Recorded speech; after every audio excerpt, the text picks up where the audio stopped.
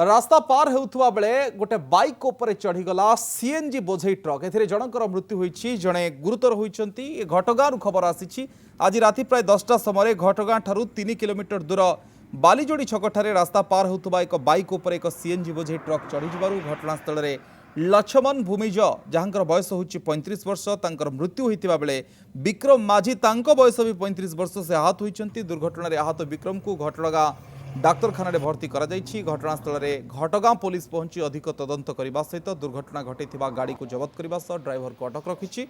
तेज दुर्घटना पर रास्तार गोटे पार्श्व रास्ता जाम हो जाता बेले पुलिस पहुंची जाम को हटाई। तेज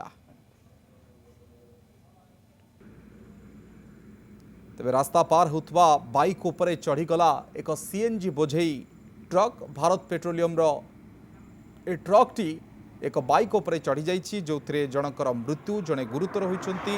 उभयंक बयस 35 वर्ष मध्य रहितिला।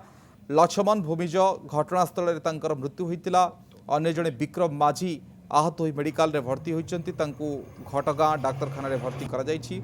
घटनास्थल में घटगाँ पुलिस पहुंची अधिक तदंत करने सहित दुर्घटना घटैथिबा गाड़ी को जबत करने सहित ड्राइवर को अटक रखिछंती। दुर्घटना पर रास्तार गोटे पार्श्व जाम हो जाइथिबा बेले पुलिस पहुंची ए ट्रैफिक जाम को हटाई। आसीथिले घटना को आसिकी फेरुथिले बेले पछाडू गाड़ी कुटीथिले कोका डेथ हे गले आ जरे टिके ये हेछि आघात हेछि।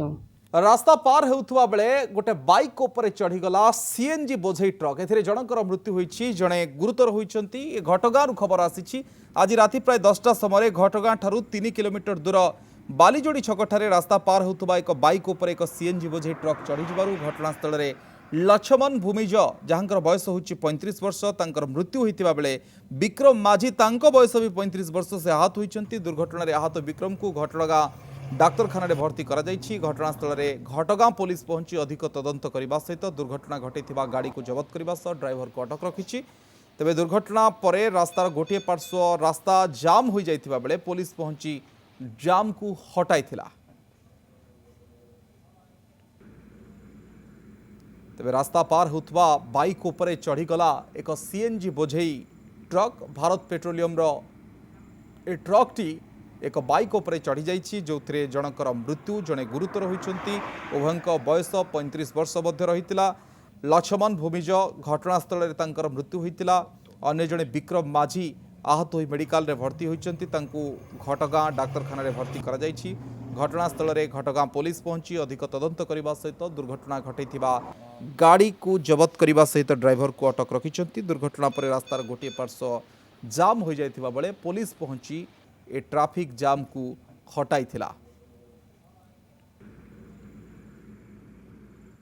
आसीथिले घटना को आसिकी फेरुथिले बेले पछाडू गाड़ी कुटीथिले कोका डेथ हे गले आ जरे टिके ये हेछि आघात हेछि।